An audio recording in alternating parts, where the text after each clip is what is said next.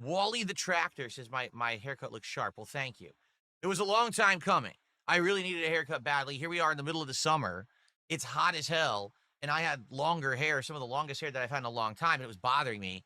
As you saw there at the end, the hair was like getting in my face and everything. So I'm very glad I was able to get a haircut during my couple of days off because I'm coming back from 2 days off. Well deserved. Man, did I need them. After that, crazy month that I just had in July, weird, stressful stuff going on, and then trying to come back and get caught up. And I was behind the whole month. Quite frankly, Hello, and welcome to James, the Less Express Lane, where we get you in and out as fast as possible with... Guys, I'm not worried about YouTube making you be 18 or older to watch. No one watches me that's under the age of 18. My algorithm shows that. However, mrbeast, not a single adult watches him. Not one adult watches him, so he should be banned from YouTube for life. Yeah, no jealousy going on here, people. Let's watch. Now, we all know how well YouTube's AI algorithms work. I mean, they're absolutely foolproof, and they never misidentify any content or anything, right? Never. Oh, no. Totally not. A million cases of it not working, right? So I'm just very confused about how it's going to work. I feel like some websites, it'll work fine. Others, it's going to be a huge nightmare mess. Now, I could be wrong, but I think isn't it just simply there can be a disclaimer when you go to log into a site that says you must click here to enter or something like that? Like, No. The new shit going on, you had to upload an ID and then take selfies with your mouth closed, your mouth open, and stuff like that. I get it, DSP. You have no idea what the fuck you're talking about because Twitter didn't explain it to you. Guys, Twitter didn't explain it to me well enough, so I don't know. Well, then, maybe take some time and figure it the fuck out. Just saying. Might be a good idea. Especially as this could very well affect your livelihood forever. Just saying. like, let's say, for example, you're about to watch a video that's flagged for adults only. Maybe there's a block. It says, you must click here to verify that you are 18 years of age and you consent to watching this video. And if you click yes, then the video plays. Wouldn't that cover that? Maybe not. Again, Nope. Now with what there's been going on with these rules and all that. I don't understand the UK law that passed. So maybe that's not. Maybe it's different. I don't know. True words were never spoken. I don't know. And I guess, right, YouTube I guess they did something quickly in the UK, but now it's rolling like worldwide in August or something. Here's the thing. I'm not concerned. Why? Well, my analytics outright tell me the vast majority of my viewers are adults. It's very, very... Call bullshit on that.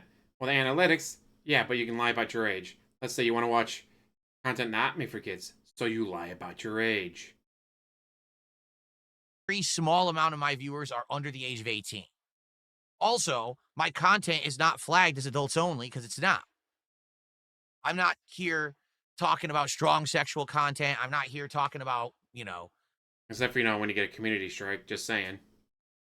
this kind of stuff that would be flagged as, adults only. So I'm not worried about it. Everyone who watches my stuff is an adult. I don't think. Derek started off as a child when he was watching you and stole mommy's credit card to give you money. Think that all of a sudden, overnight, half of the people who watch me are going to be identified as children on YouTube, and now they have to upload their IDs. What about the mentality of a child? And shit. I don't think that's going to happen. All right. So for me, it's not a concern. But for these YouTubers and content creators who literally have a child audience, Mr. Beast. Wow, the jealousy is dripping off his words. He is so fucking jealous. Who literally, the vast majority of his viewers are children, or any of these Fortnite YouTubers who all of the people... He played Fortnite, don't forget that. People who watch their content are children, they might be in trouble. Because you may see a whole big bunch of their viewers not able to watch their content anymore. Especially, like, for example, with Mr. Beast, he runs a lot of contests. Gee, why do you put the emphasis on the con? Reminds you of you? And those contests could be actually categorized as a form of gambling. And they might say, well, we don't want kids involved with that. So they could flag his content that kids can't watch it if it involves a contest or gambling and stuff. And now 90% of his audience is gone. Because I hate to tell you guys, adults don't watch that shit. Adults aren't watching that crap. All of these big influencers who have, but they have billions of viewers. Yeah, children. Children whose parents don't do a good job of parenting and let them. Remember, mommy combed his hair until he was 17. So, guys, if it's not a helicopter parent, they're not a good parent. They don't brush your hair until you're 17, they're not a good parent. Do whatever they want on the internet, and they watch these clowns act like idiots and or be completely disingenuous, Pied Pipers of kids, leading them down off a cliff. It's sad, but that's what's happened with the biggest content creators, right? That's how it was.